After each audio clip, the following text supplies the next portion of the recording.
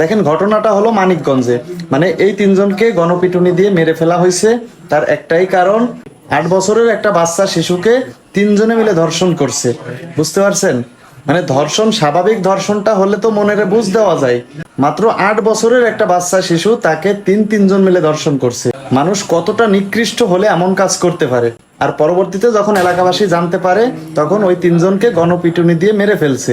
আর এই ভিডিওটাকে কেন্দ্র করেও অনেক মানুষ দেখি লেখালেখি করতেছে যে আইন নিজের হাতে তুলে নিছে, এ করছে তা করছে। ভাই, তখন আপনাদের বিবেক কোথায় ছিল? যখন মাত্র 8 বছরের একটা শিশুকে তিনজনে পালাক্রমে ধর্ষণ করছে, তখন আপনাদের বিবেকটা কোথায় ছিল?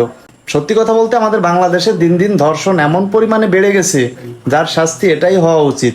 এজন্যই বলি, বিশেষ করে ধর্ষণের কেস সত্যিকার অর্থে শনাক্ত করতে পারলে এমন গণপিটুনি দিয়ে মেরে ফেলতে হবে।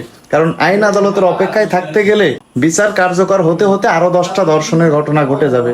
তো বন্ধুরা, মানিকগঞ্জে যে তিনজন দর্শককে গণপিটুনি দিয়ে মেরে ফেলছে, আর এই বিষয়কে কেন্দ্র করে আপনার মতামতটা অবশ্যই কমেন্টে বলে যাবেন।